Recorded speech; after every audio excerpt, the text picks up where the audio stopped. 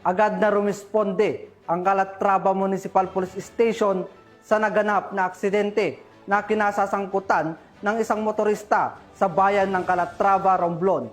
Yan ang tinutukan ni Patrolwoman Dara Falogme.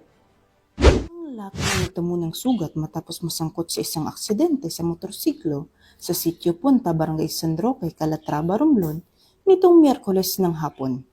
Kinilala ang driver na si Rolly, 36 anyos, may asawa, isang boksingero at residente ng Barangay Pangulo, Calatrava, Romblon.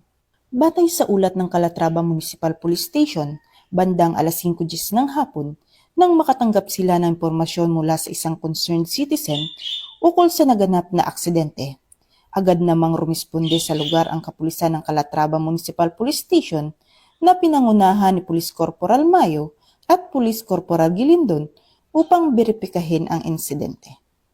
Sa isinagawang investigasyon, lumabas na minamaneho ni Rolly ang isang Yamaha YTX 125 na motorsiklo at walang dalang lisensya sa pagmamaneho.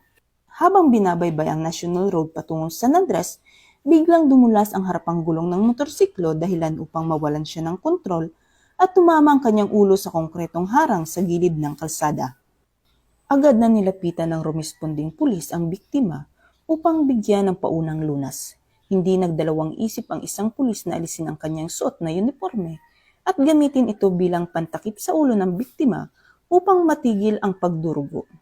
Isa itong makabuluhang halimbawa ng malasakit at kabayanihan na sa likod ng uniforme ay puso ring handang tumulong, mag-alay at magsakripisyo para sa kapakanan ng kapwa.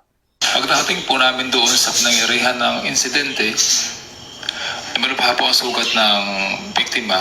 Agad ko pong hinubad ang aking uniforme para magamit ko po ang inner shirt ko o yung aking puting t-shirt at agad ko pong nilapat sa sugat ng biktima para maibsan man lang ang pagdurugo ng kanyang sugat. Sa mga motorista po, lalo na pong ngayong maulan, mag-ingat po tayo at magdahan-dahan sa pagmamaneho.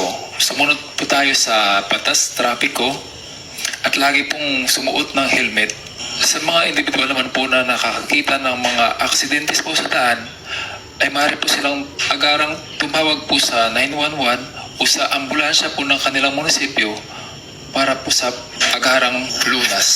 Mula dito sa home of the Police Eco Warriors, Calapan City, Oriental, Mindoro, ako ang inyong PNN correspondent, Patrolwoman Dara Falogme, alagad ng batas, tagataguyod ng balitang pulis.